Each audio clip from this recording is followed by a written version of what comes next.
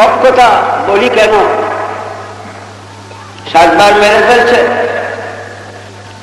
এই কুমিল্লাতে কত কেসের আসামি আর কত ভর্তি হোক, সারা বাংলাদেশ ব্যাপী 250টা কেস আমি নকলগুলা রাখছি। গত পরশু দিন আবিদপুর গেছিলাম।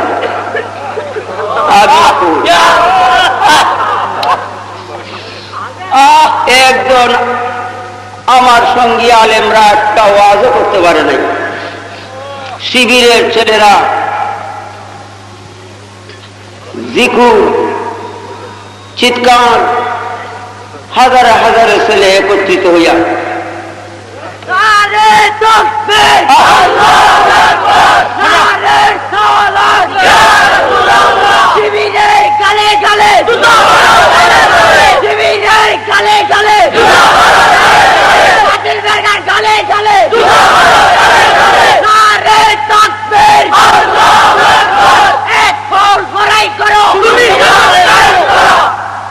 ভাইও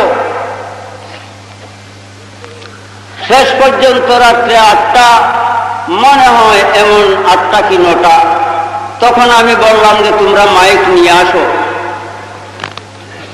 আলেমুল আমার বেইজ্জতি আর করিও না। তারা মাইক নিয়ে আসছে। যখন মাইক নিয়ে আসছে তখন স্টেজ পর্যন্ত রায়া উপস্থিত। একটা বাড়ি আগুন দিয়ে জ্বালাইয়া দিছে। একটা মেয়ের সন্তান হয়েছিল, শুনছি সন্তানটা ইট মারছে, তার 7 টাকা হয়ে গেছে। হ্যাঁ, মরিয়ে গেছে, মরিয়ে বলে গেছে, এখন খবর পাইলাম। অবশেষে আমাকে হামলা করব, এই ঘরের ভিতরে আইসা এই ধরনের একটা আবহাওয়া মনে হচ্ছে।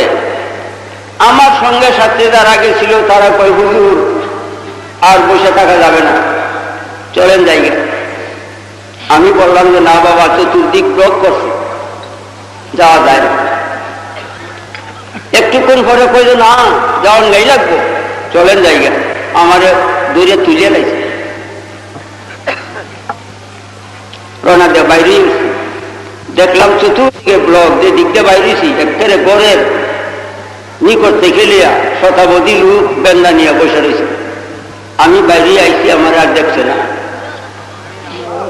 এই আবিদপুরের পরের গ্রামটা পর্যন্ত আমি আয়া পড়ছি, তখন কয়ের জায়গা ঘুরে স্লোগান দেয়া, হাজারে হাজার লোক আইতেছে বাসিতে দৌড়িয়া।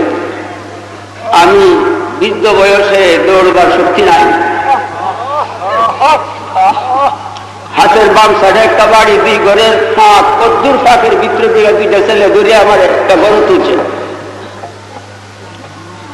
ঠিক ব্যাং যেমন ঘরের কোণে বসে থাকে, আমি এমনি ভাবে বসে দিছি। আমার মৌলানা শফিক আহমদ রেজভী আমার ছাত্র এরা খুব মারছে।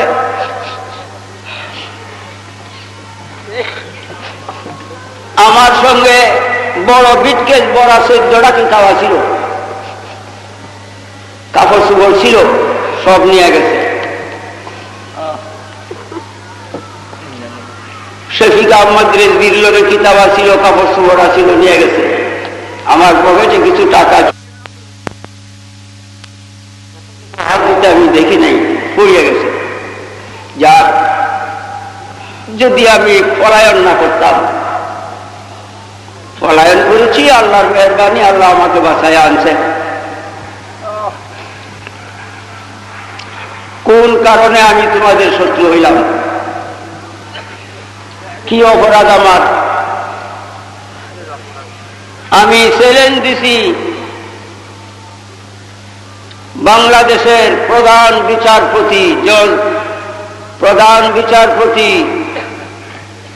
সুপ্রিম কোর্টের, তাকে সভাপতি রেখা আসো। কুরআন অনুযায়ী যদি তোমাদেরকে আমি যে গুরুতর অপরাধ করেছ, ইসলাম মুখে নিয়া, মুখে বলো ইসলাম ইসলাম, কিন্তু কার্যকলাপে যা করেছ বেয়াদবি, কুরআনকে পরিবর্তন, প্রমাণ কুফরি প্রমাণ না করতে পারি আমি 10 লাখ টাকা জরিমানা দিলাম। এতেও তোমরা দাও না আমার ভুল ত্রুটি সংশোধনের জন্য। হ্যাঁ, কয়েকজন আলেম আছে এর পিছনে উস্কানির জন্য, আমি তাদেরকে ভালো করে জানতে পারছি। যাক,